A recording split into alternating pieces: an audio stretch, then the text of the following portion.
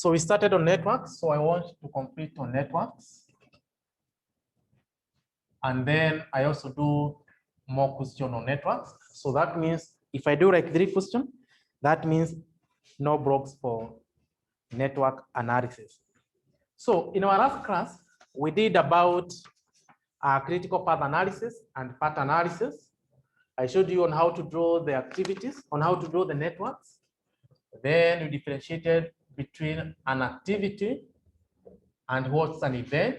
Also, I showed you on how to get the fruits and also on how to identify the critical path, also how to identify the critical activities.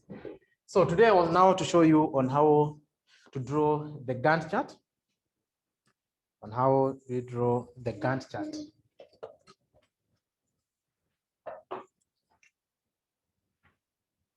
So you draw the Gantt chart once you have drawn the network. So you extract the Gantt chart from the network, but in this case, it'd be a graphical representation of that network diagram. So I want us to do a question from the handout. Take out your handout.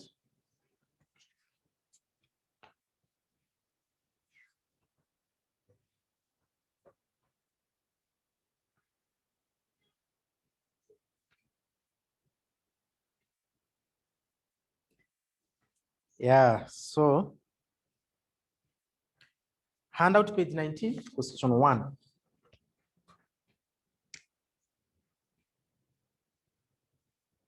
Handout page 19, question 1.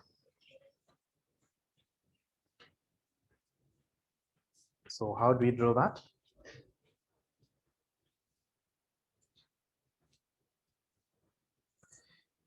So you are told that Nancy Njeri is a computer engineer in an information technology firm. The firm has decided to install a new computer system to be used by the firm help desk. The table below provides a summary of the activity's duration. So you're given activity 1 to 2, 1 to 3, 2 to 4. So I want you to name them. Activity 1 to 2, it's A, 1 to 3, B, 2 to 4, C, up to the last one.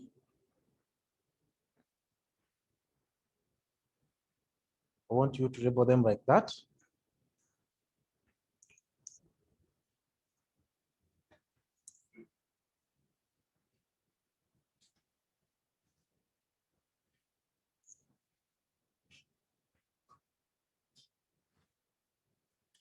Then you are given the duration in weeks and then the number of technicians required.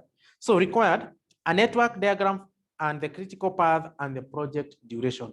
So first of all, you draw the network diagram, and we say that when drawing a network diagram, you always start with a sketch. So let's draw that sketch where 1 has given to 2, 1 to 3, then 2 to 4, then 2 to 5, 2 to 5, then 3 to 4, 3 to 4, then 3 to 6, 3 to 6, then 4 to 5, 4 to 5, then 5 to 6.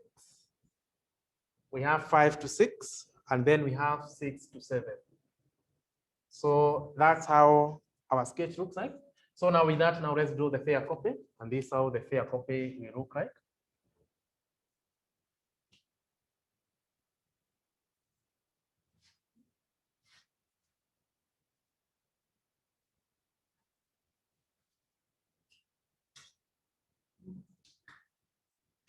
So that's how our fair copy will look like.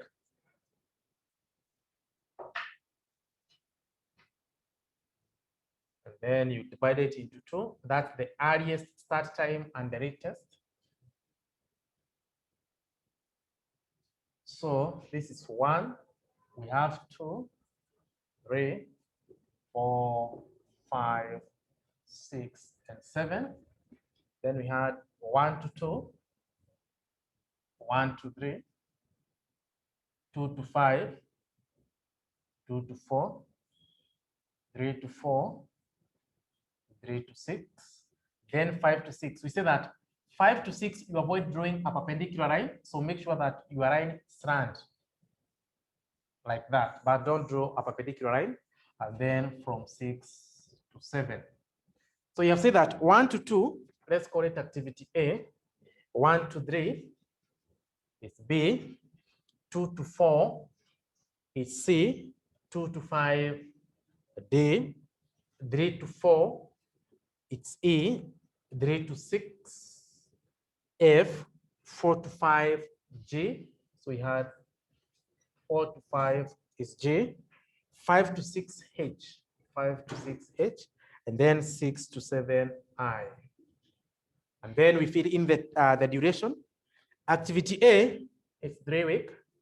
B, 1. C is 3. D is 2. E is 2. F is 4. Then G is 2. Then H is 2. And then I is 2. So now with that, now let's perform the forward pass. So now for the forward pass, we say that you start from 0, that is 0, 0. And we say that when performing the forward pass, we only focus on the highest. So you'll be taking from 1, we go to 2. So it's 0 plus 3. You take 3. From 2, we go to 3. So 3, it's 0 plus 1. You get 1. Then from 3, we go to 4. 4 has 2 incoming variables. We see that when performing the forward pass, and that node has 2 incoming variables, you take the one with the highest duration. So for example, 4 has 2 incoming variables. 1 plus 2, you get 3.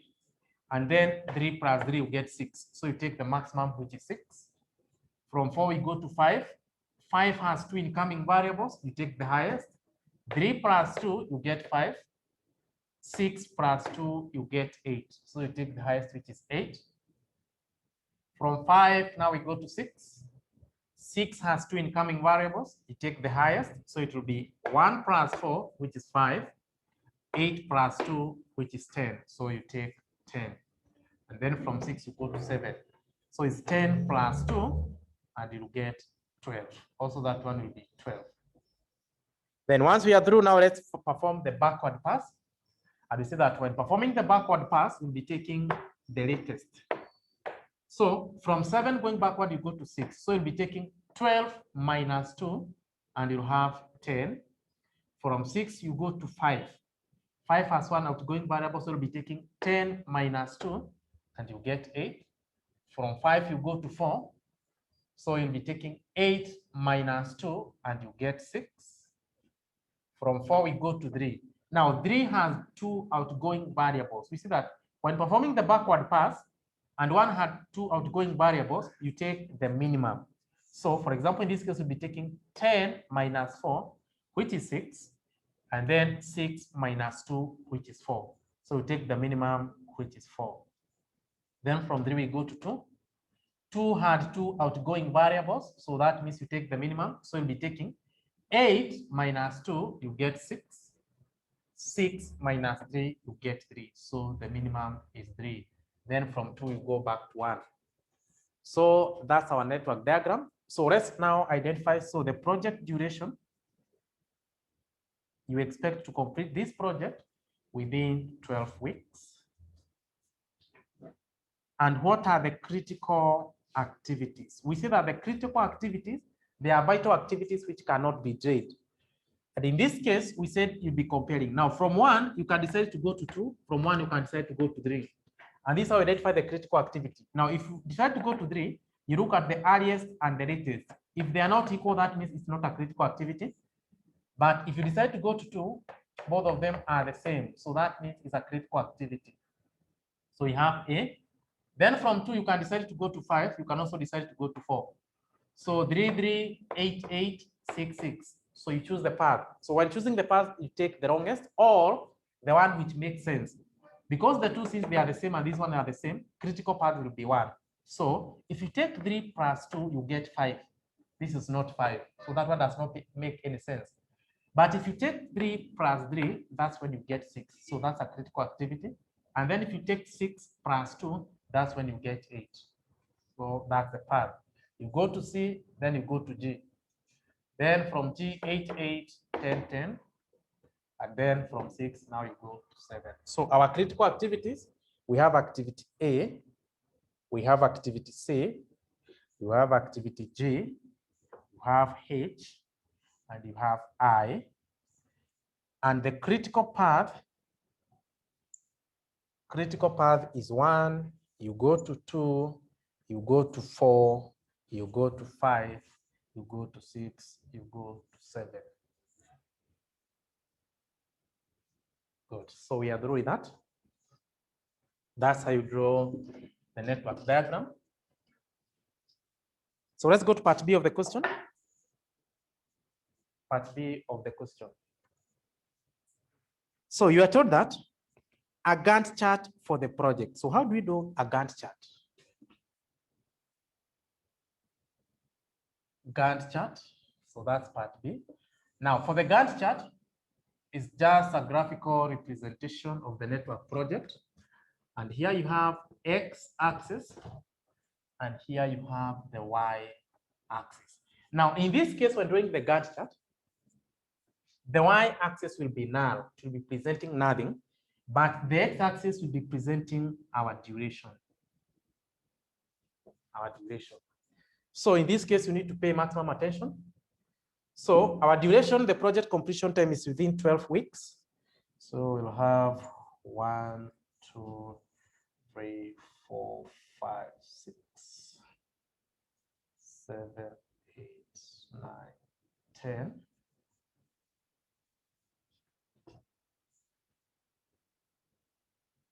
11, 12. So 1, 2, 3, 4, 5, 6, 7, 8, 9, 10, 11, 12. So that's your duration. And then in y-axis will be null. So now this is how you draw. This is how you extract the network diagram to the Gantt chart. So from node 1 times 0, we had how many activities moving from time 0? We had 2 activities. We have A and we have B. So from 0, you take 2 activities. So we have A. A was for 3 days, so you count 3 days. Up to where we have 3. That's A. Also, you have B, so you can choose to use any scale. B, anywhere, provided there is a gap here, use any scale. And B, activity B, the duration was 1 week. So B, you just draw for 1 week, and that's B. Then we go back.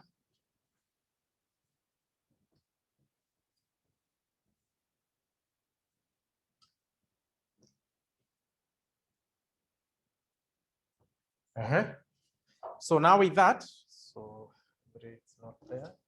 So 3 is approximately there. Now let's go back to activity A. Now activity A gave rise to 2 other activities. So from A, it gives rise to 2 activities. So this is what you usually do. Use any scale, but provided it's proportionate, use a dotted line. We had 2 activities.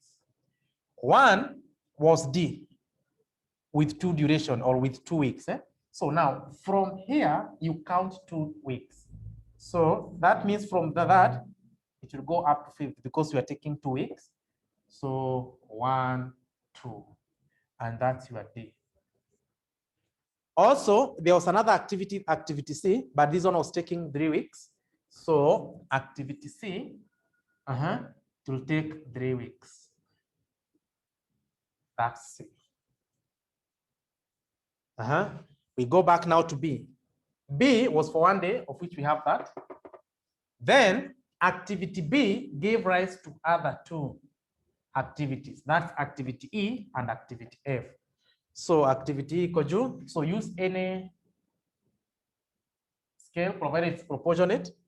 E was for 2 days. Now from 1, you count 2 days. So I mean 2 weeks. So that will go up to that. And that's E. Also, there was another activity F Akocini, and activity was taking 4 weeks. So you count 4. From where we had B, that's from 1 week, you count another 4. So that means we'll add where we have 5. And that's activity F. So now we have A with 2 activities. We have B with 2 activities.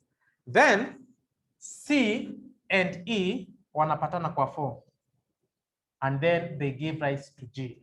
So C and E wakashikana wakazaa G. So CE, now between C and E, nani yako mbele?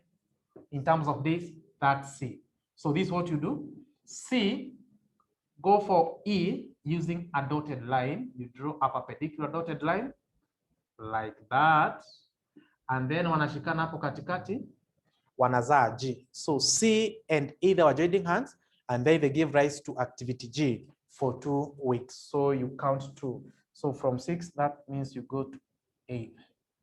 And they were giving rise to G. Then activity G, mahali anaenda wanapatana na nani? Na D. So activity D and G, they join hands and give rise to activity H. So D and G, so you come here, we have D and we have G. Nani yako mbele? G. So that means G goes for D. So you just draw a dotted, straight dotted line like that. Then mahali wanapatana, wanazaa nani?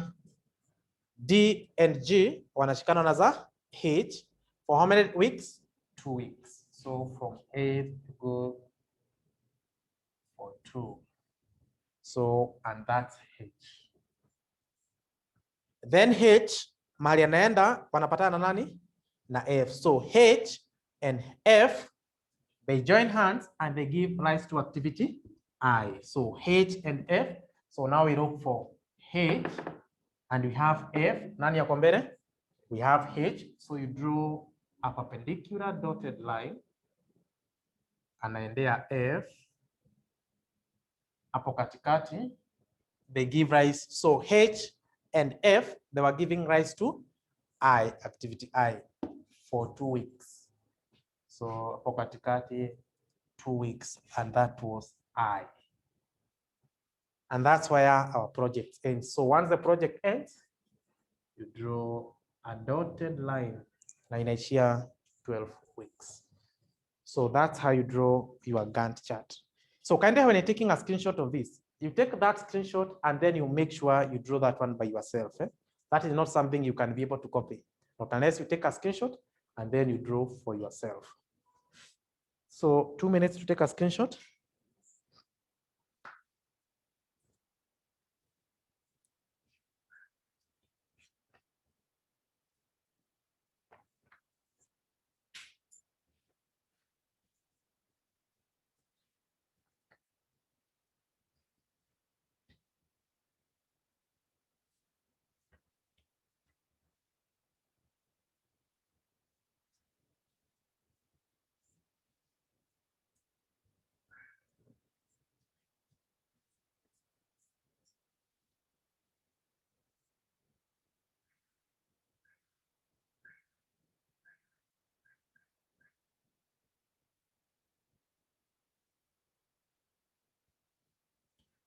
Good. So, and that marks the end of the network analysis. But also because now this is fresh to you, I'll not do it this one during the block. So let's do more question on networks. So I want us to do May 2019 question 5B. May 2019 question 5B.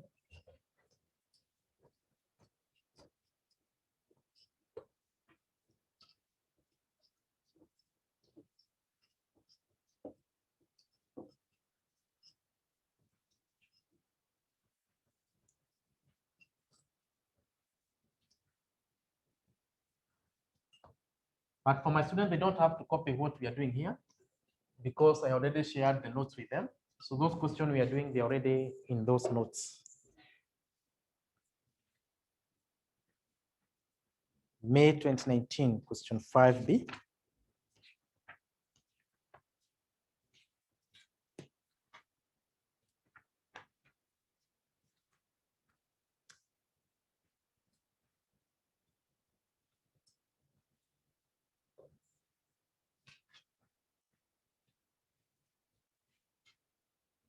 Actually, you can start with question 5A.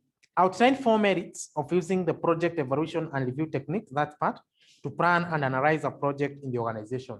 So both the merits and the demerits of using the part, they're already in your handout or in your notes.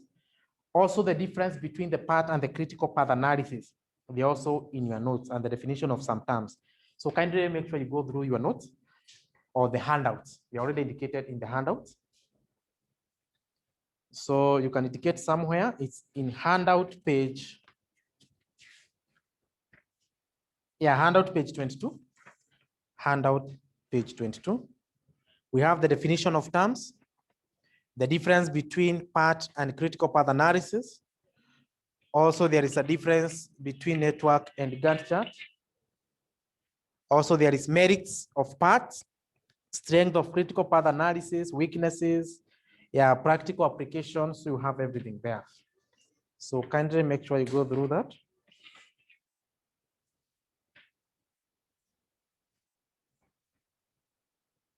So with that, now let's go to question 5B. A food processing company intends to install a computerized order processing system. The activity to be carried out during the installation of the system and the time estimate are given below. So we have activities, optimistic time. So we said optimistic time is our A, so indicate A. Then we have most likely time. We said most likely time is denoted by M, so that's M. And then we have pessimistic time. We said pessimistic is our B. Then I told that the above estimates were analyzed using a computer, and the results of the analysis were as follows. So you are given the activities, earliest start time, latest start time, earliest finish time, latest finish time. Required, the expected completion time and the variance of each activity, the expected completion time. So we have our activities, and we have activity A, B, C, D, E, F, G, H. They want the expected time. So we say that, how do we get the expected time? We say that to get the expected time, you take A plus 4M plus B, you divide by 6. And also they want the variance. We say that, how do we get the variance? We say that to get the variance is B minus A over 6, and then U square. So I hope you remember those formulas. So let's start with the expected time. You take A, and you have said that A is our optimistic time. So activity A, we have 7, we have 5, we have 3, we have 23, we have 9, 9, 2, 9. And then you add 4M. So 4M, that means it's 4 times M, and M represents the most likely. And the most likely time, it's 17.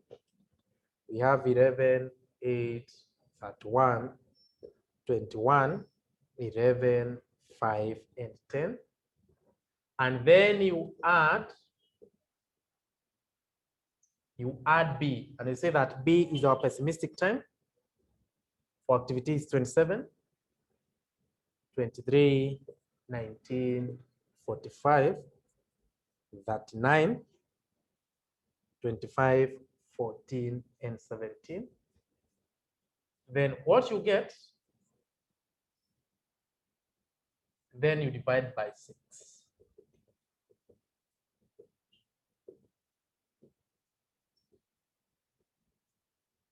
So, and when computing this, make sure you're observing the body mass. So for example, in this case, we'll be taking 4 times 17. Then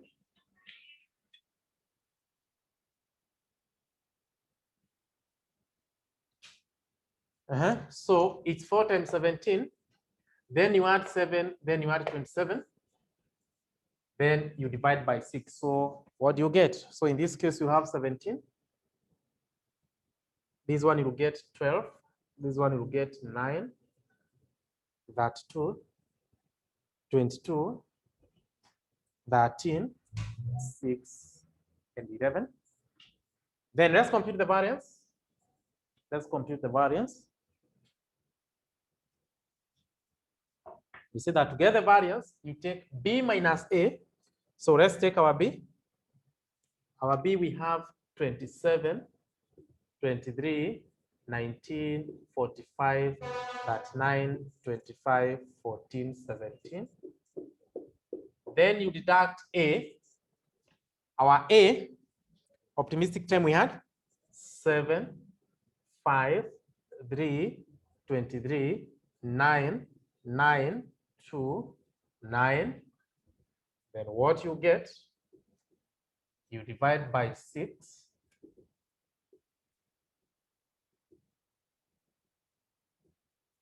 And then you square.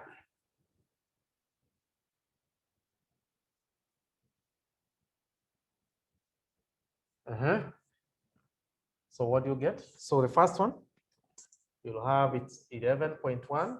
So you take 23 minus 5. What you get, you divide by 6. What you get, then you square. You have 9, 7.11, 13.44, 25, 7.114, 1.78. So you may confirm 2 or 3 answers.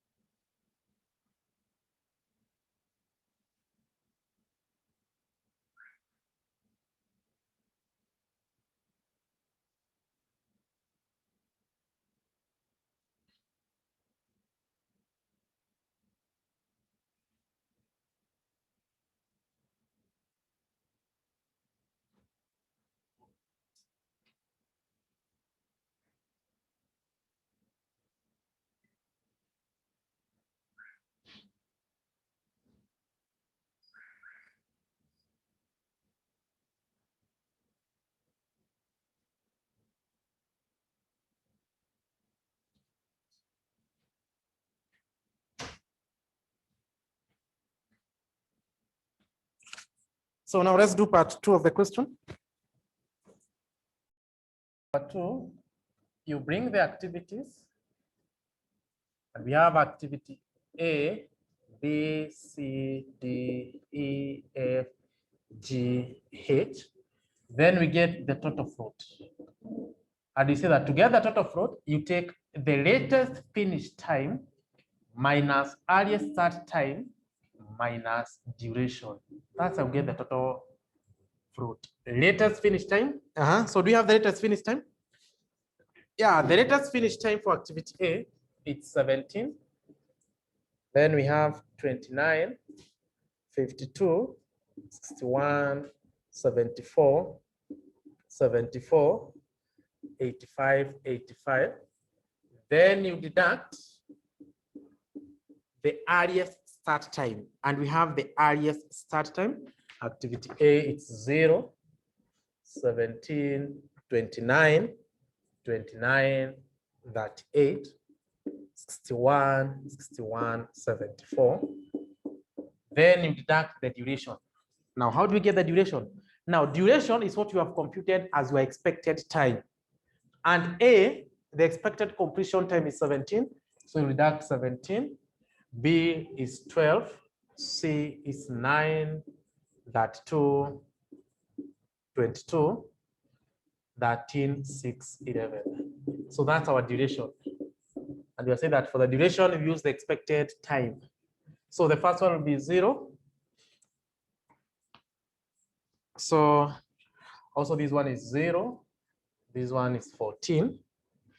0, 14, 0, 18, 0. So what does it imply? We say that total float is a time through which an activity can be delayed without affecting the project completion time. And we say that for the critical activity, the activity which cannot be delayed. So in this case, if in case we have to identify the critical activities,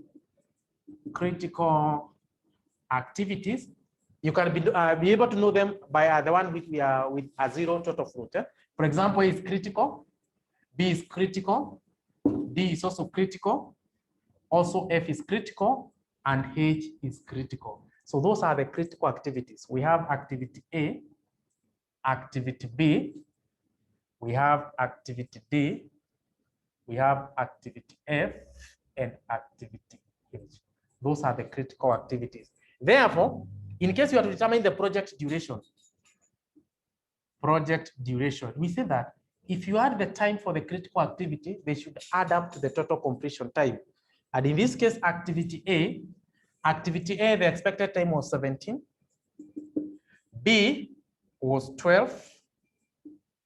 D, the expected time was that 2. F, it's 13.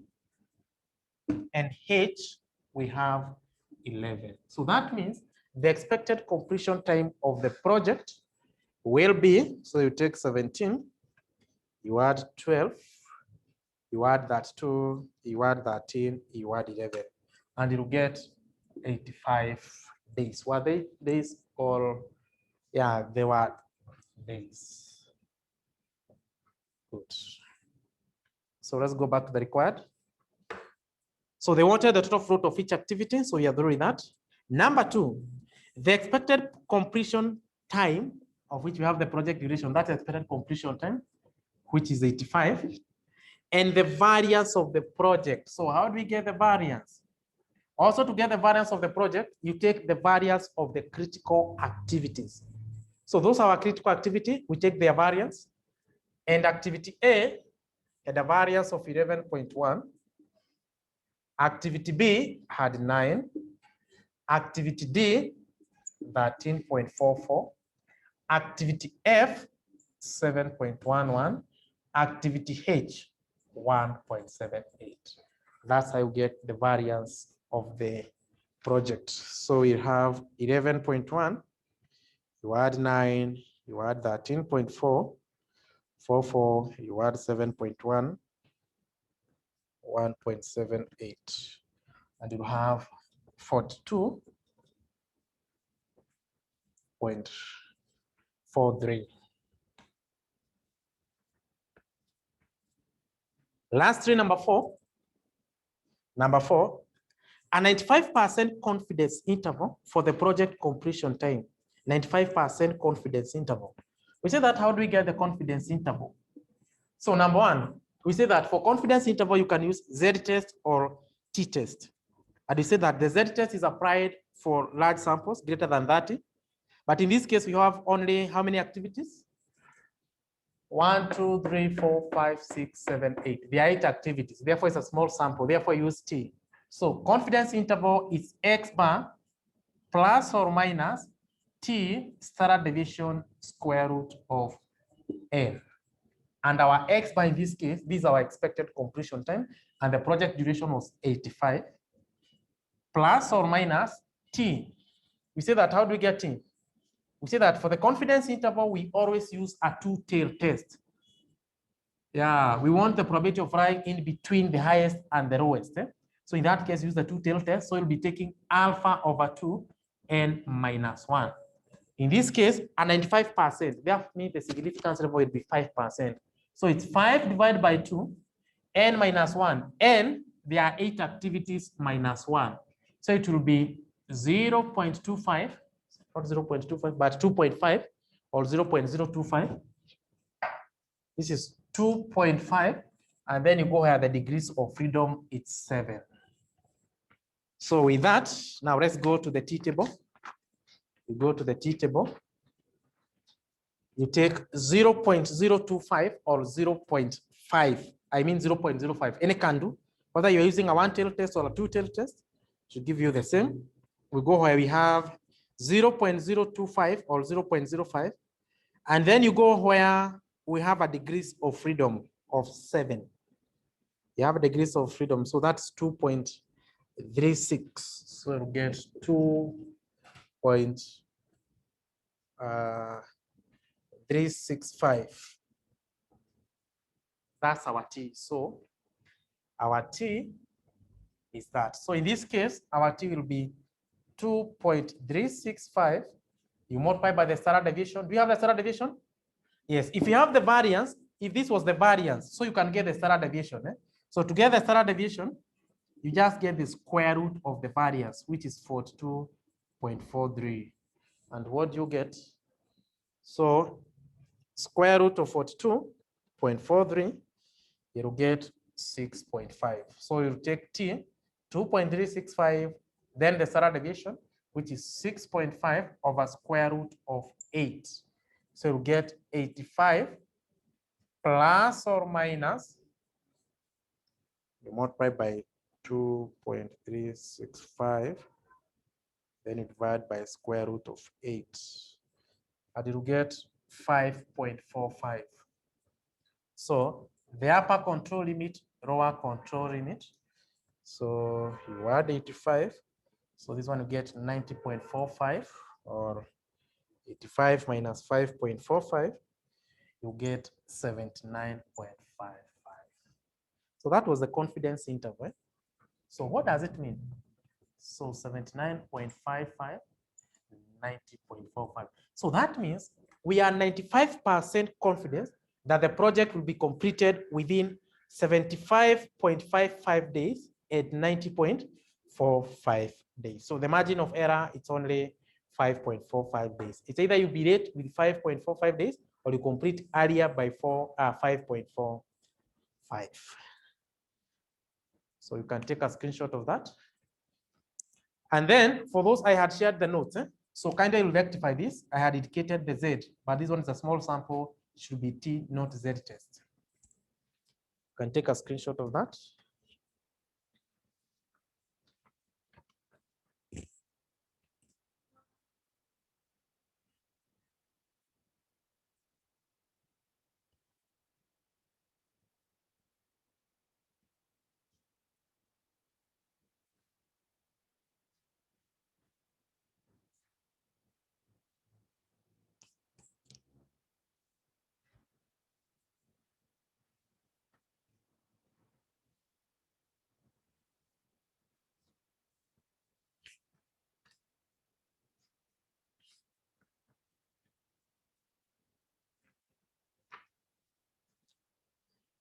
So let's try another question. November 2018, question 5.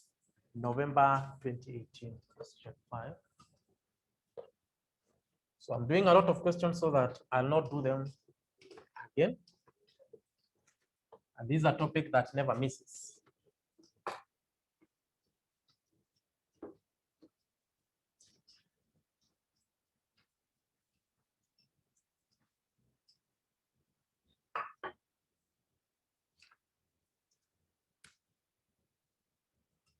November 2018, question 5B.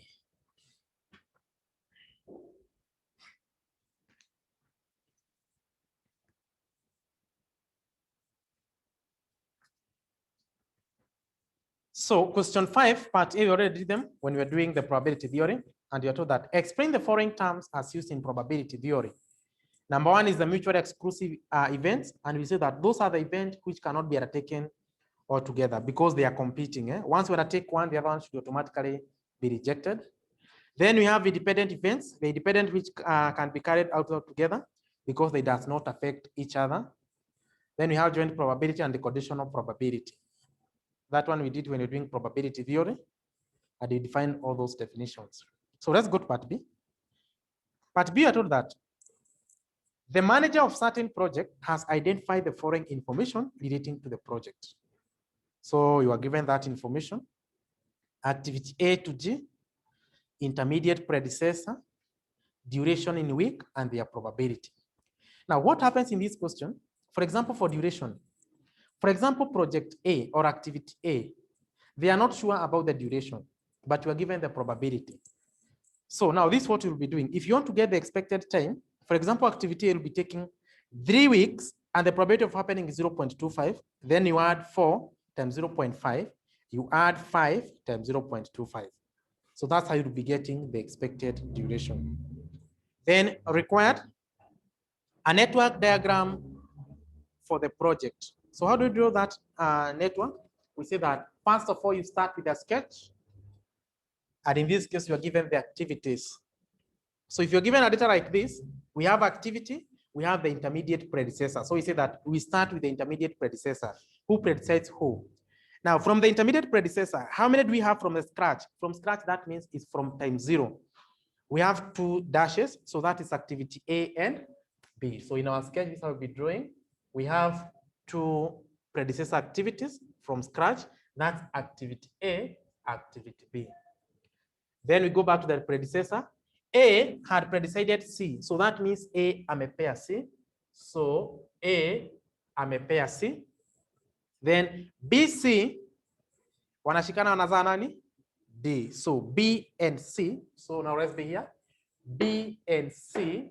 So B and C, they join hand and give rise to D. Then we go back to the predecessor. D had preceded 2 activities. So that means D amepea wawili. Amepea E na amepea nani? F. Then you are told that EF wanashikana wanazaa nani? G. EF. EF. But we said that if the 2 activities are coming from the same parent, they cannot join directly. So you join them using a dummy. So EF, they need to join hand so that they can give rise to G. But since they are coming from the same parent, they cannot join directly. So you connect them using a dummy. You can just draw a dummy, either going upward or going downward. So that if they join together, they give rise to who? To G. So that's how you draw your sketch. So now let's draw a fair copy. So our fair copy will be like this.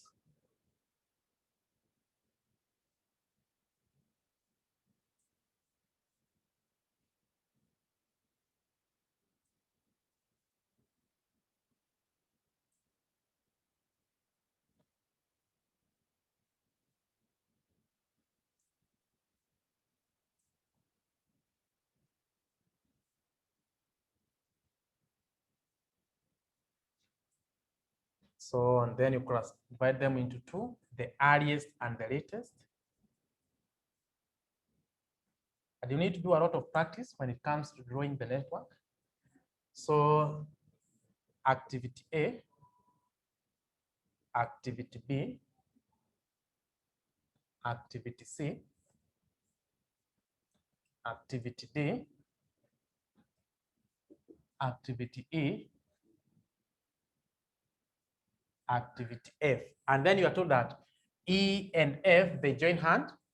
So you can either draw going upward or downwards. So any can do. And then they give rise to G.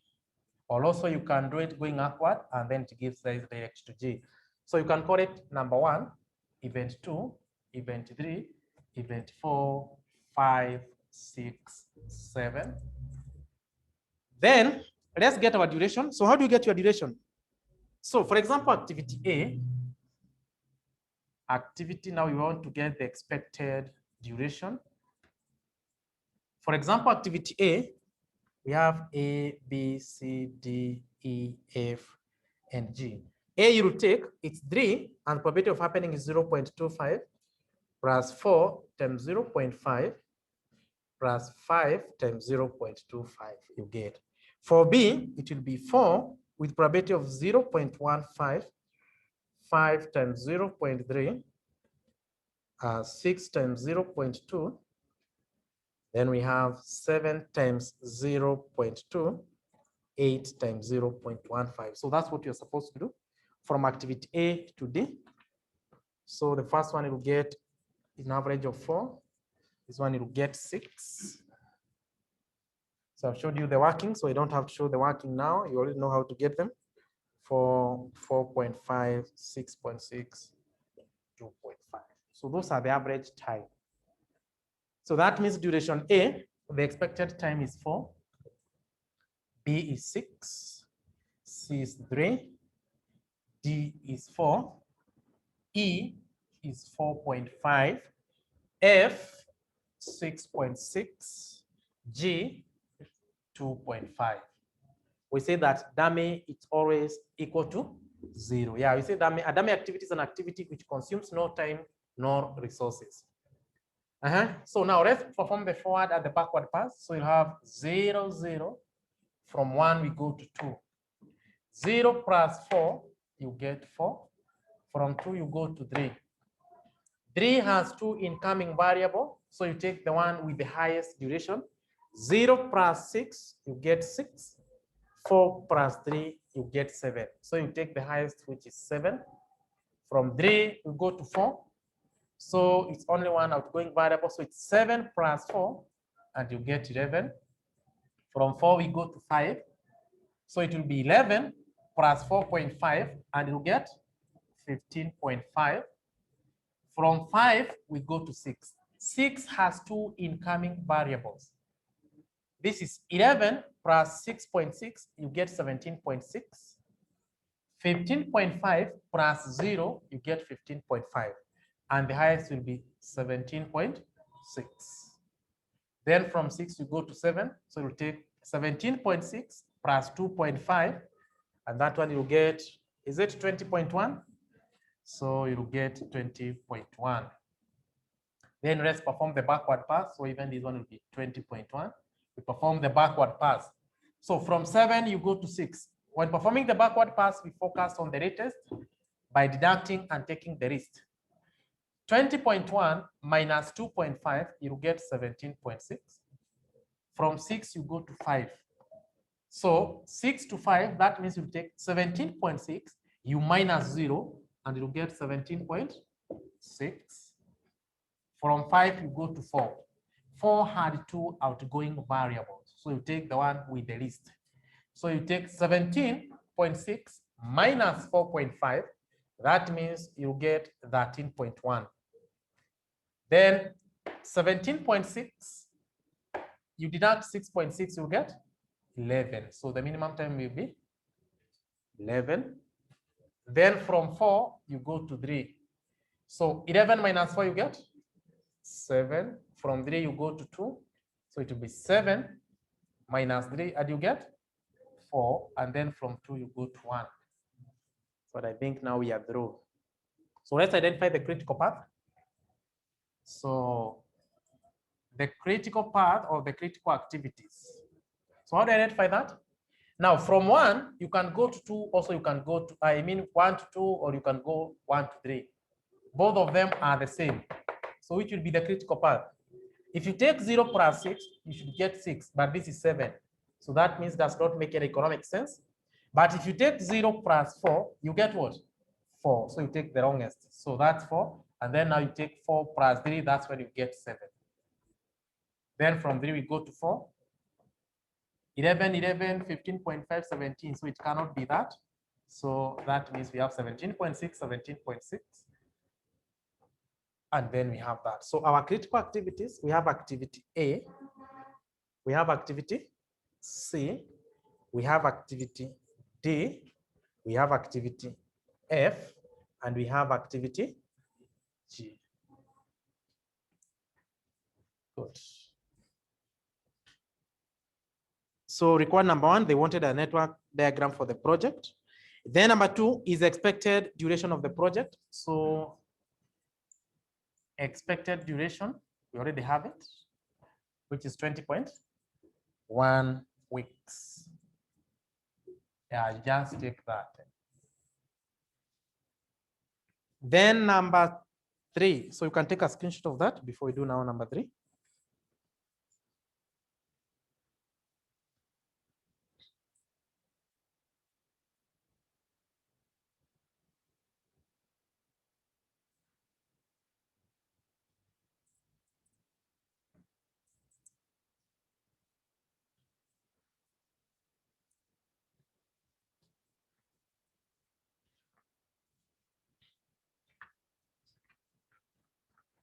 So number 3, they wanted you simulate the duration of the project on the basis of 2 run. You simulate. So how do you perform a simulation? So let's simulate that. So how can you perform a simulation of a network?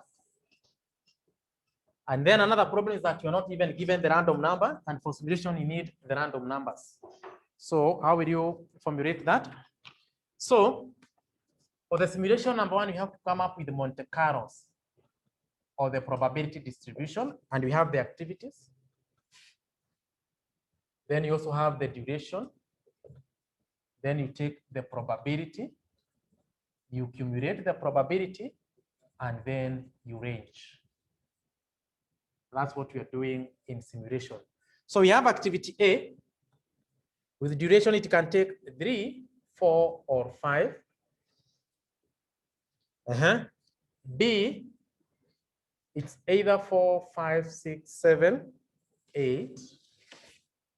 Then we have C, 1, 3, 5.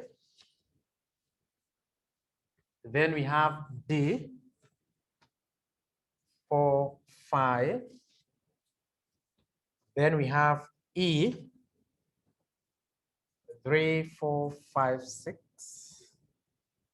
Then we have F, 5, 7. And then we have G, 2, 3.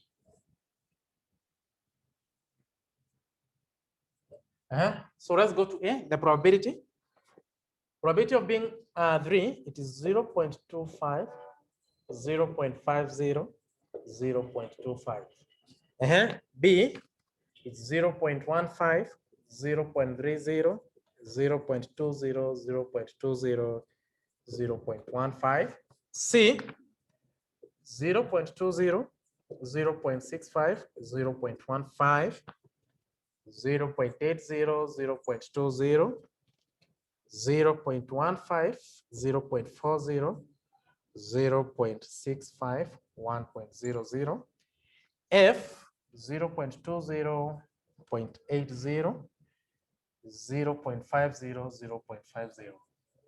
Once you have the probability, now we can accumulate.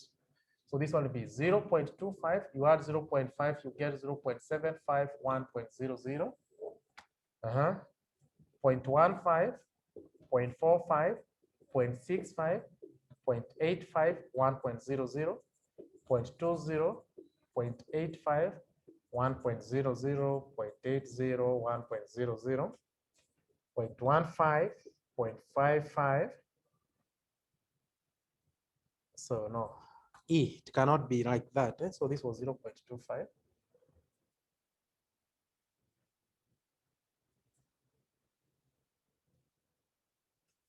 Just change this. So this was 0.4. 25, sorry. 2535. So the cumulative probability will be 0 0.40, 0 0.65, 1.00, 0 0.20, 1.00, 0 0.50, 1.00. So let's range. So how do we range? 0, 0, 25 minus 1, you get 24. Then you start from 25, 75 minus 1, you get 74. 75, 100, you minus 1, you get 99. So 0, 0 to 14, 15 to 44, 45 to 64, 65 to 84, 85 to 99. 0, 0, 20 minus 1, you get 19.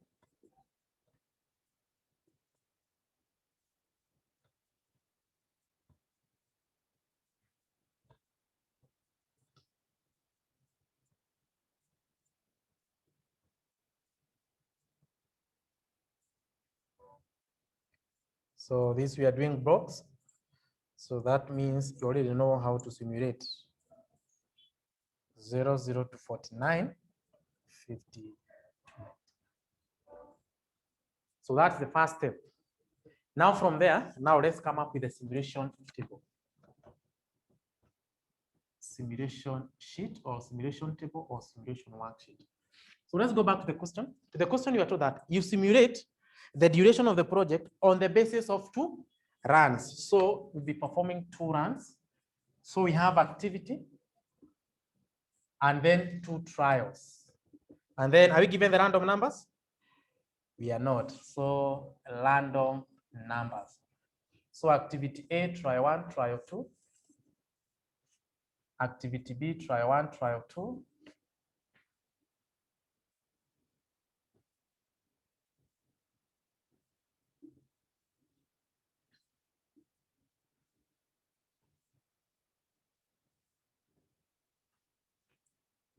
So you're performing only 2 trials.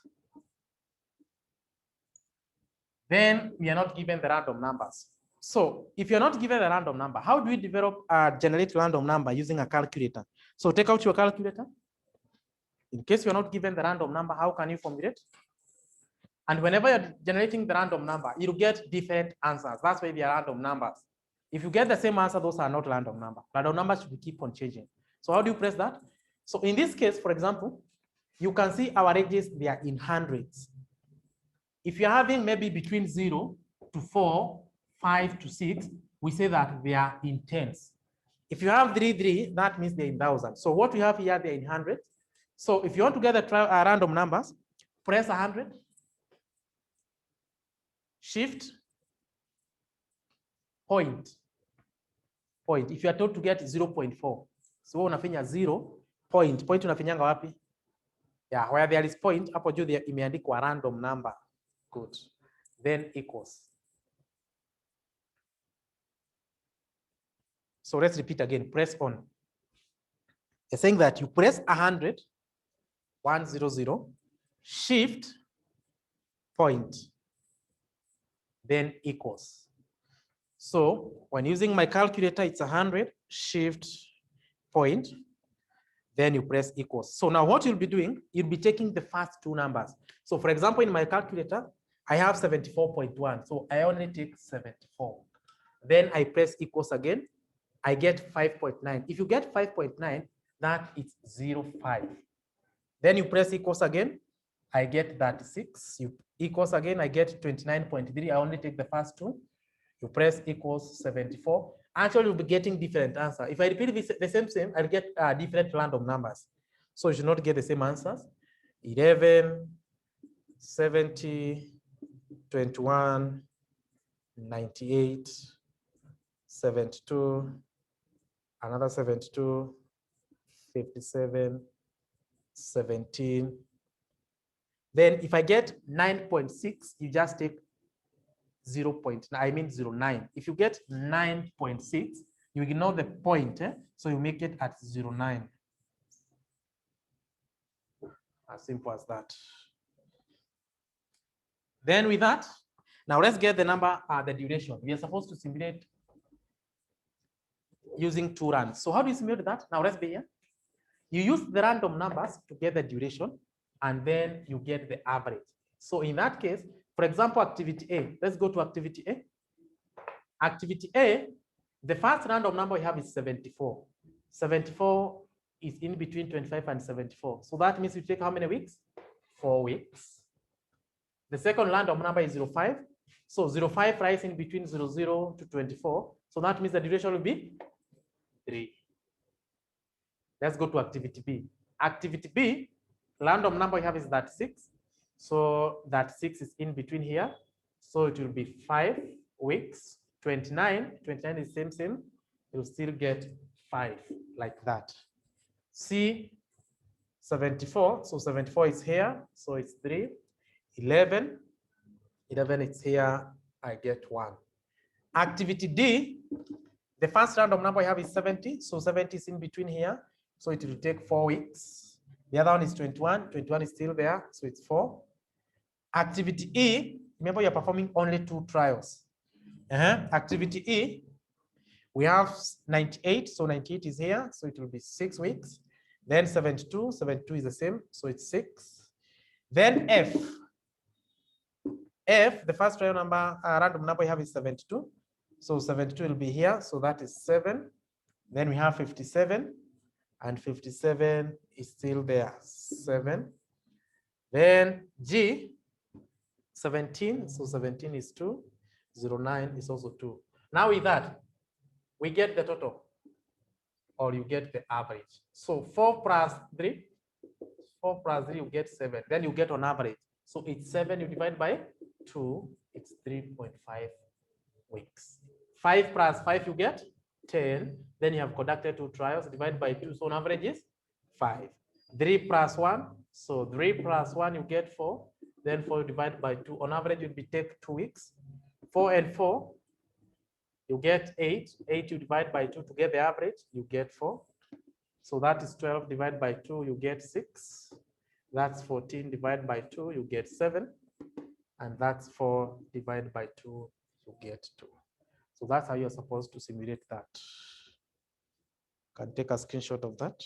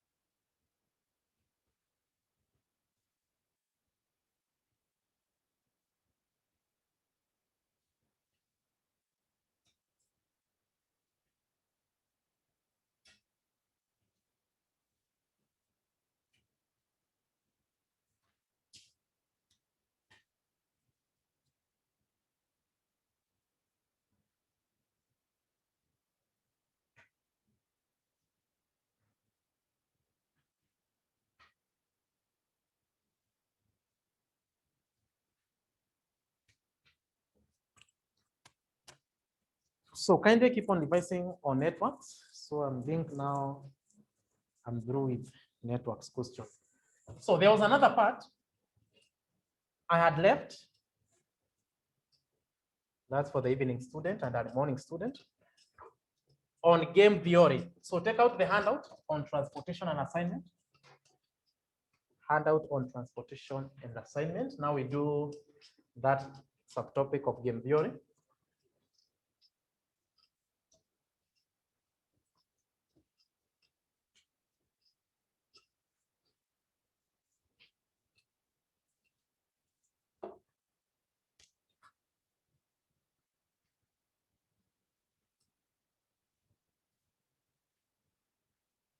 Game theories. So I want us to discuss that.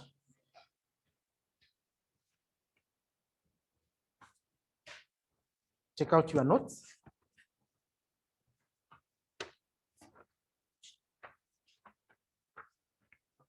Or for those without the notes, also we have them in the handout. So you can open in your handout.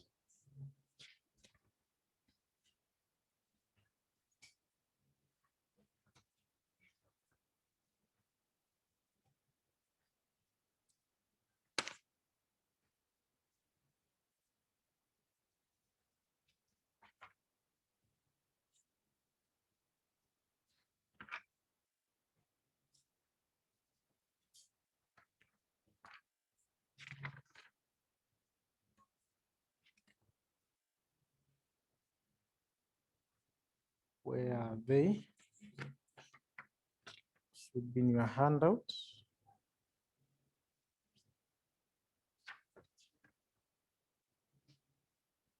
Yes, handout page 24. Handout page 24.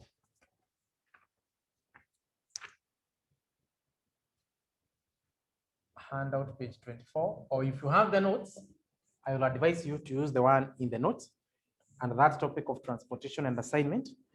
And remember, when we are doing decision making, there was an environment of what we call environment of competition. We see that for the environment of competition, it's applied where there exists a conflict of interest between rational competitors. So game theory is applied under environment of competition, where there exists a conflict of interest between rational competitors. So in this case, in case you want to win, the strategy they use is what we call the game theory. So this is a decision-making technique used to identify the best course of action where there exists a conflict of interest among rational competitors. It's applied as the environment of competition. And then game theory is widely applied in the following areas. So what are some of the application of game theory? Number one, when setting prices on competitive market, so assuming you have a shop and also your neighbor have a shop. So in that case, what strategy can you use to win the market share? Also, it's used in military combats, also in police patrols, political strategies, analyzing. Yeah, that's why you hear that political is all about the strategies, or it's a game theory, or the house of cards. So also it's used in analyzing the economic competition. So what are some of the assumptions or characteristics? And we see that assumptions are the same as the limitation of the limitations. So, and one of the assumptions is that there exists a conflict of interest. Also, it assumes that the competitors are rational and intelligent. So that means if you act, the other competitor will have to act. Then there is free flow of information. If you change the strategy, you'll have to know that you have changed the strategy. Also, selection of strategy is simultaneous. There is well-known number of competitors and strategies, and then there are finite competitors. Then we have various classification of the games. We have classification based on the number of players. So based on the number of players, we have a two-person game and we have an n-person game. Now for two-person game, this is where there exists only two competitors in the market. But for n-person game is where you have more than two competitors. Then we have by the sum of payoff, we have what we call this zero-sum game. Now zero-sum game is where the gain of one person is exactly equal to the loss of another person. And then we have non-zero-sum game. And this is where the gain of one person is not exactly or necessarily equal to the loss of another person. And then number three, we have by classification of game by cooperative or by cooperation. We have what we call the cooperative game. Now, cooperative game is where the players are willing to cooperate, but we have non-cooperating game. So in this case, the players or the competitor are not willing to cooperate. Then we have another classification of game theory based on the strategies. We have what we call the pure strategies. Now, pure strategies, this is where the players, they adopt the same strategy or only one strategy throughout. But you also have what we call the mixed strategy. Mixed strategy, this is where the players keep on changing their strategies. Good. And then, so let's go back to number 4, pure strategy. And this is where the players adopt only one strategy throughout the game. And the game is said to be pure if it has a saddle point. Now, a saddle point happens where if one person is gaining 5, the other one is losing 5. So that's when we say that there is a saddle point. Then number 5, we have classification based on the information. We have what we call the perfect information game. Now, for the perfect information game, this is where the competitor, they have equal access to the information. Yeah, this is where the players have access to complete information at the same time. But also we have what we call the imperfect information. Now, for the imperfect information is where some players do not have access to complete information. And then we have some of the terminologies used there. What do we mean by dominance? A dominance refers to the avoidance of a given strategy. Yeah, for example, assuming you have 5 strategies and you only need to select 2. So that means of the 5 strategies, you have to avoid like 3 so that you can get 2. Now, that avoidance is what we call dominance. Good. And then the strategy being avoided is said to be dominated. Then we have what we call the payoff. And payoff is a numerical expression, consequence of the decision of the players. Yeah, payoff in short is what are you gaining, what are you losing. So payoff is all about the profit and losses. And then we have the value of the game. So what is the value of the game? Is the average pay per play. Yeah, it refers to the expected value once the player have played their optimal strategies. Good. And then a game whose value is 0 is called a what? A fair game. A fair game, that means if I gain 2, you also gain 2. If I lose 10, you also lose 10. Now that's what we call a fair game. So, and the only alternative of that is only to cooperate. So what are the steps forward? Step forward when solving a game problem. So go back to the notes.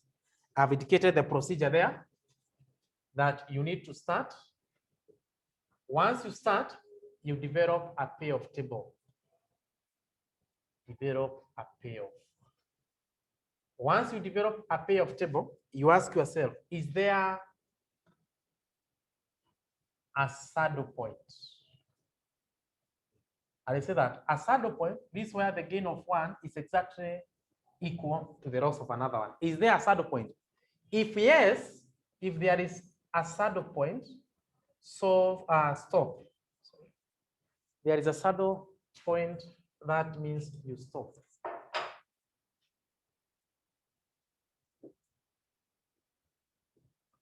Is there a saddle point? If no, you ask yourself, is it a 2-by-2 game?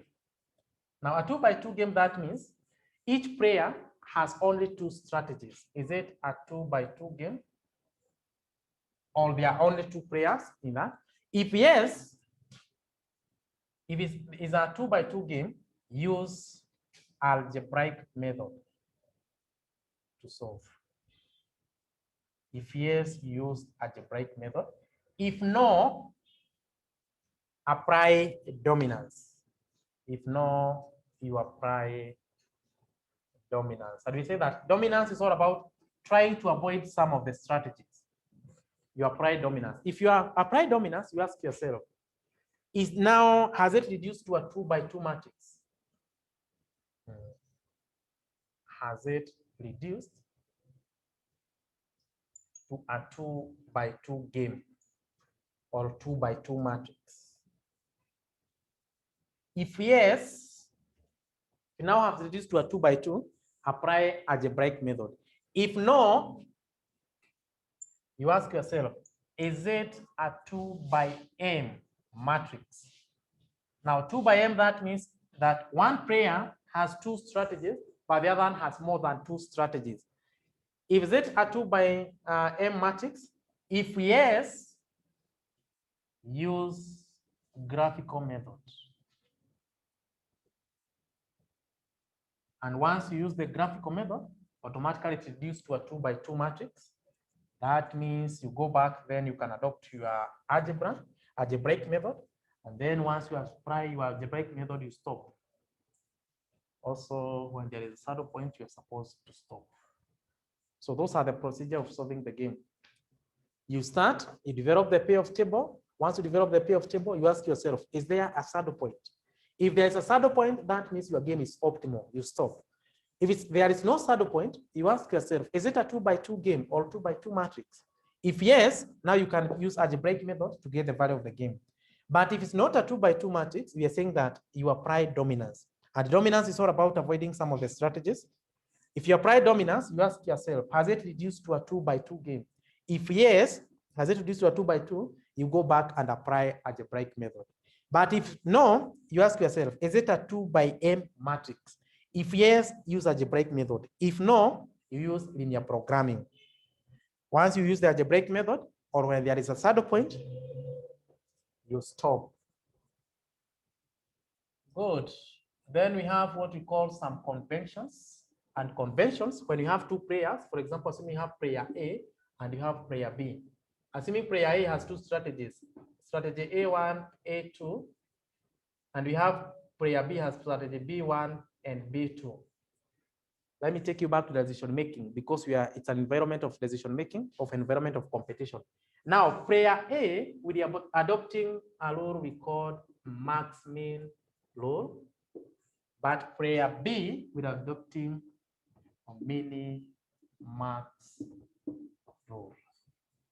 So for example, this is A, B, C, D. You need to get the two. Player A, max-min rule. Player B, minimax rule. Good. So you can look at that for 2 minutes. Actually, for 1 minute. And then we do some questions.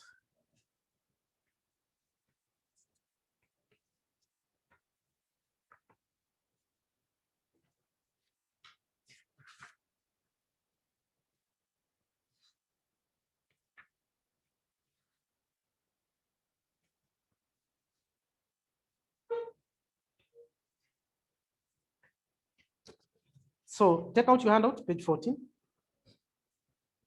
Handout, page 14.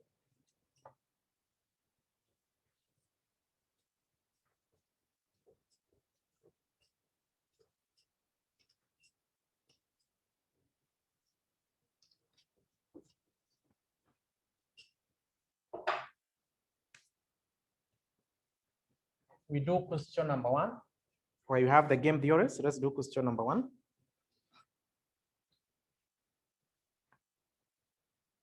Page 14, you're told that question number 1, find the optimal strategy and the value of the game from the following payoff matrix concerning a 2-person game. So we are given player Y. We have 1, 4, 5, 3. Now you can go back to your schedule, the procedure. We have said that step number 1, you start, then you develop the payoff table, of which you are given the payoff table. Then the other step, you ask yourself, is there a saddle point? How do we get a saddle point? We have said that this player, of which we have player X and we have player Y, player X will adopt max-min criterion, but player Y will adopt minimax. So let's start with player X. So it's max-min, that's the maximum of the minimum. So you choose the minimums. So the minimum here we have is 1, the minimum we have is 3, then you choose the maximum, and the maximum we have is 3. Player Y will adopt minimax rule. So it's the minimum of the maximum. So you take the maximum. So here the maximum we have is 5. The maximum we have is 4. Then you choose the minimum. And the minimum of this maximum is 4. Is there a saddle point? There is no saddle point, because for it to be a saddle point, this should be 4, this one should be 4, or this one should be 3, this one should be 3, but in this case are not the same. So that's the other step. Is there a saddle point? No. In case there is no saddle point, you ask yourself, is it a 2x2 matrix? Yes. And you see that if it's a 2x2 matrix, you use algebraic method. So in this case, we'll use algebraic method to get the value of the game. How do you use algebraic method? So we have 1, 4, 5, 3. So we have 3 steps followed. Step number 1, you get the range. And the range is the difference between the smallest and the maximum and the minimum. For example, in this case, we have 1 and 4. The difference we have is 3. 5 and 3, the difference is 2. Then across the columns, 5 and 1, the difference is 4. 4 and 3, the difference is 1. So that's the first step. The second step, you interchange the ranges. You interchange. So that means this one comes here, this 4 goes there. That's what we are doing. This 2 goes there, this 3 goes there. And then the third step, you get the probability. So how do we get probability? 2 plus 3, the total is 5. So you'll be taking 2 over 5. And this one will be 3 over 5. Come here. Also now we get the probability. So it's 1 plus 4, which is 5. So you'll take 1 over 5. This one will be 4 over 5. And then you get the probabilities. So what are the probabilities? 2 over 5. This one is 0.4. Therefore, this is 0.6. 1 over 5, that's 20%. Therefore, this will be 0.8. From there, now we can get the value of the game. So how do you get the value of the game? You take the first element, which is 1, you multiply by its joint probability. So its probability horizontally, it's 0.4. You multiply by its probability vertically, which is 0.2. Plus you take the second element, which is 4. You multiply by its joint probability. So you have a probability of 0.4. You multiply by its probability here of 0.8. Plus you go to the third element, which is 5. You multiply by its joint probability. So we have 0.6. You multiply by 0.2. Plus we have these 3. You multiply by 0.6.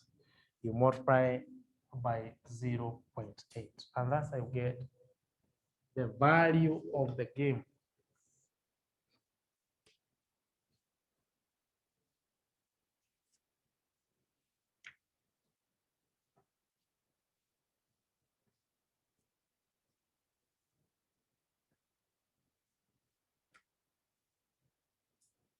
So is that let's try another question.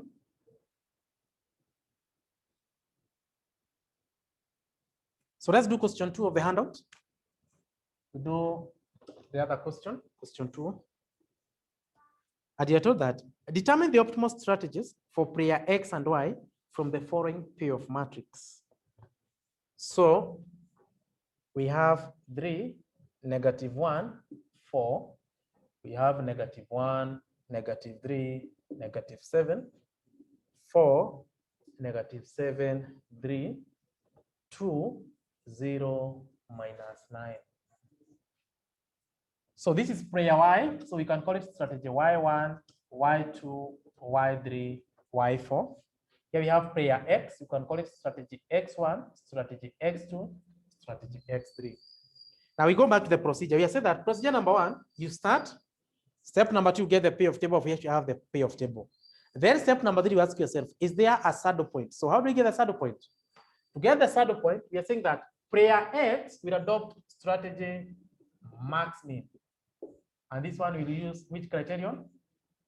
Mini max. So this is maximum of the minimum. So you take the minimum here. And the minimum we have is -1, -7, -9. So is the maximum of the minimum. So the maximum we have here is -1. Player Y would be adopting minimax. So is the minimum of the maximum. So you take the maximum. So here the maximum we have is 4. We have a maximum of -1, maximum of 4, maximum of 2. And then you choose the minimum. And the minimum here you have is -1. -1, -1. Is there a saddle point? Yes, so there is a saddle point. You say that if there is a saddle point, you stop. That means the strategy is already optimal. That means, what does it mean by it's optimal? So here we can say that there is a saddle point. If there is a saddle point, that means that the players, they know the strategy. If you apply this strategy, I apply this strategy. So that means it's a win-win game. So that means player X will adopt strategy. You see, this player X had 3 strategies. Will adopt strategy X1, while player Y will adopt strategy. Player Y, in this case, if you player X adopts strategy X1, to neutralize him, player Y will have to apply strategy Y. Good. So you can open this question. May 2017. May 2017, question 5B.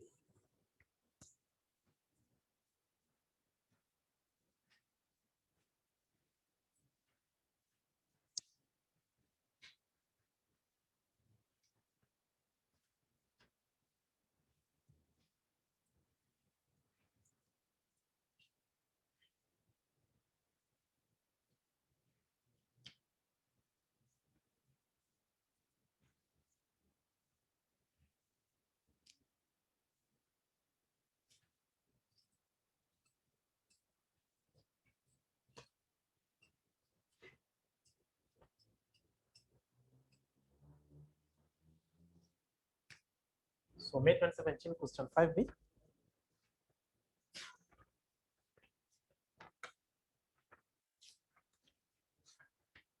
So for May 2017,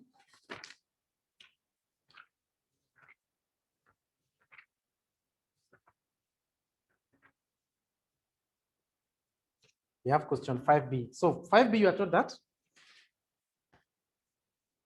two companies, A and B, are competing for business where one company gains is the other company's loss. So that means there is a saddle point.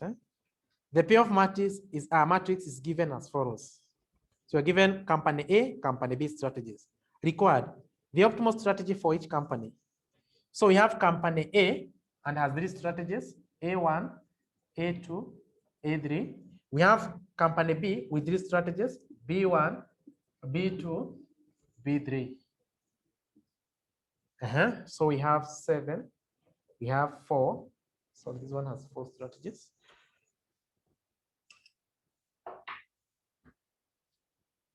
A3, A4.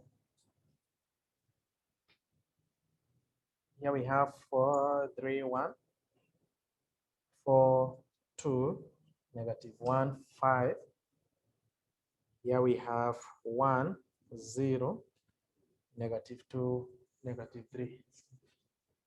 So with that, you develop a payoff table, then we have the payoff table. Then this one will be adopting minimax, max min. So you take the minimum, here you take the maximum. So that's again the minimum here. The minimum is 1, the minimum is 0, minimum is -2, minimum is -3.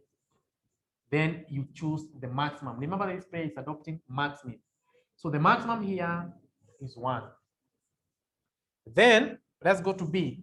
B adopting a strategy called minimax. So you take the maximum. So the maximum here is 7. The maximum is 5. The maximum is 1. Then you choose the minimum. So the minimum we have here is? The minimum we have is 1. So it's 1, 1. So that means there's a saddle point. If there is a saddle point, that means they already know the optimal strategies. That means player A will adopt which strategy? Player A will adopt strategy A1. If he adopt A1, player B will adopt which strategy? We have the saddle point, that means we'll adopt strategy B3.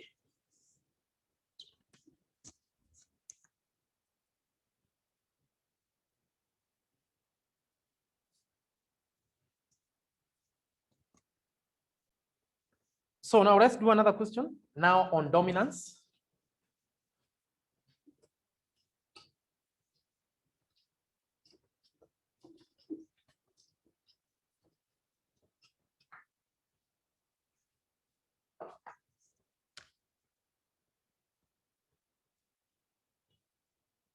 Dominance. So handout question. So let's go back to the handout.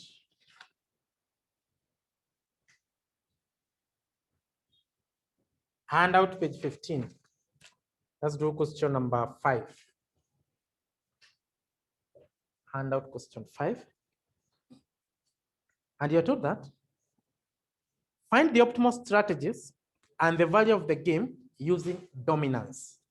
So using the dominance, we have 2 players. We have player X and Y. So we have 6, 4, 2, 2, 6, 1, -1, 2, 0. So player X has 3 strategies. You can call it X1, X2, X3. And player Y has 3 strategies, Y1, Y2, Y3. So first of all, let's compute if there is a saddle point. To tell if there is a saddle point, here you take the minimum. And the minimum we have here is -1. We have 2, we have 0. Then you take the maximum, which is 2. Then here you take the maximum. The maximum is 6. The maximum is 6. The maximum is 2.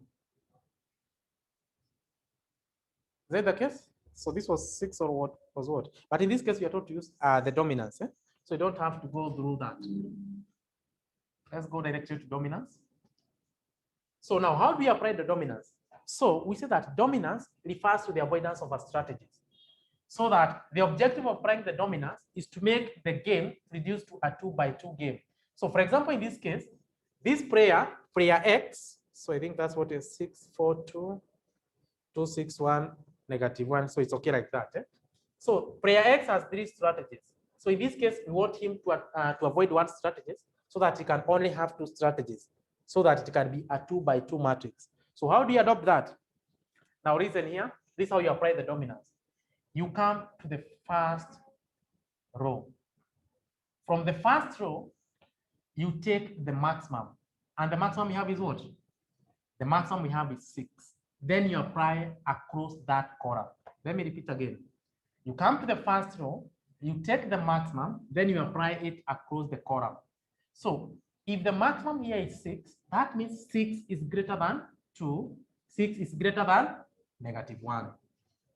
What about 4? Is 4 greater than 6? No, but 4 is greater than 2. So achana na hiyo kabisa. Is 2 greater than 0? Yes. So this is what we mean. The first row, you take the maximum, which is 2, which is 6. That means 6 is greater than 2 is greater than -1. Then you go to the other column. I mean to the other row. Is 4 greater than 6? No. So that means you cannot avoid these strategies because that one has already failed. But 4 is greater than 2. Then 2, you don't consider this because this one failed the test. 2 is greater than 0. So that means y1, all the elements in y1 are greater than y3. 6 is greater than -1, is greater than 2, 2 is greater than 0. So that means you cancel that. That means you can avoid that strategy. So player Y, you had these strategies. He was to drop 1. He has decided to drop y1. Now let's go to the other player. Now in this case, you come to the first column because you have already canceled this. You come to the first column. Now for the column, you take the minimum. So in this case, the minimum is what? The minimum we have is 1. Then you apply it across the row. So that means if the minimum is 1, 1 is less than 6, 1 is less than 2. Is 0 less than 2? Yes. Is 0 less than -1? No, but this one has already passed the test. That 1 is less than 6, 0 is less than 2. So that means you can also avoid strategies X3. And now we have a 2-by-2 game. So here you'll be having 2, -1. Here we have 6, and we have 2. So that means player X now will only have an option of X1, X2, and then player Y now has only 2 strategies, Y2, Y3. Now with that, you can now be able to get the value of the game. How do you get the value of the game? You take the range. You take the range. We say that the range is the difference between the minimum and the maximum. So 2 and -1, the difference is 3. 6 and 2, the difference is 4. 2 and 6, the difference is 4. -1 and 2, the difference is 3. Then the second step was you interchange. So 3, 4. You interchange 4, 3. And then from that, you get probability. 3 plus 4, you get 7. So 3 divided by 7 to get the probability, you get 3/7. This one will be 4/7. 4 plus 3, and you get 7. So 4/7. And this one will be 3/7. So it will be, to get the value of the game, you take the first element, which is 2, times its joint probability. So here you have 4/7 times 3/7 plus, you take the second element, -1 times 4/7 times probability across, which is 4/7 plus 6 times 3/7 times 3/7. In Raster, you have 2 times 3/7 times 4/7.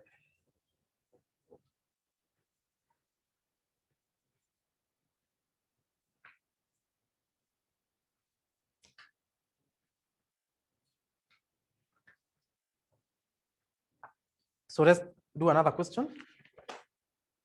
May 2017. May 2017. Question. Sorry, is it May 2019? Sorry, May 2019.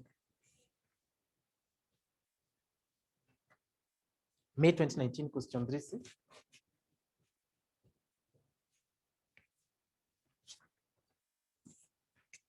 For May 2019, question 3C.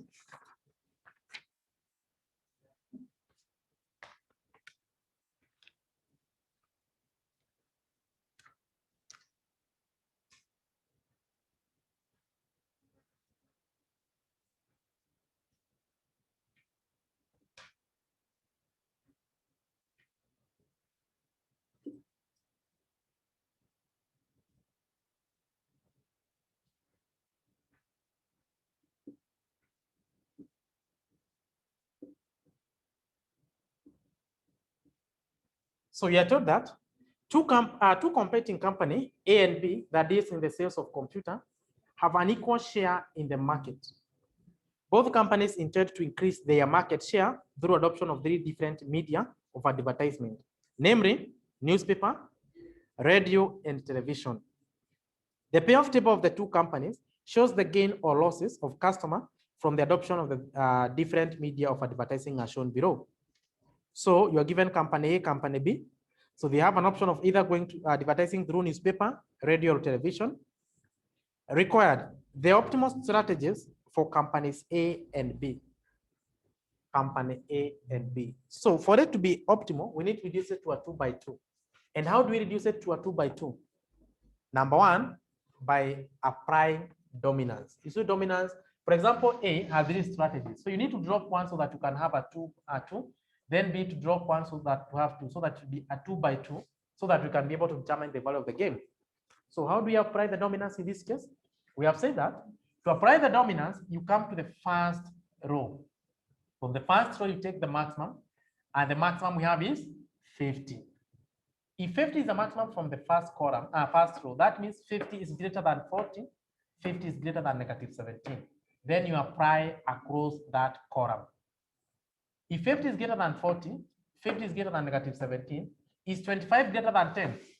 Yes. Is 25 greater than -10? Yes. 30, is that greater than 100? No. Is that greater than 60? No. So that means the entire column has failed the test. Yeah, because this column does not satisfy to be being greater of any of the other strategies. So whenever it fails, now go to the column. You come to the first column. But you see that from the first column, you take the minimum. So from the column, you take the minimum. The minimum you have here is what? We have 10. That means 10 is less than 40, is less than 100. Then you apply across the row. 10 is less than 40, is less than 100. Is 25 less than 50? Yes. Is 25 less than 30? Yes. -10. Is -10 less than -7?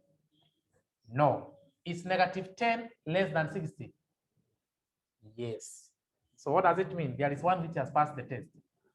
10 is greater than 100. Sorry, is less than 100. 25 is less than 30. Also -10 is less than 60. So that means all these strategies are less than this. So you cancel that. So what does that mean? That means strategy A has given up on radio. So now to focus on newspaper and television. Now let's go to B. We go to B. B will do the same thing.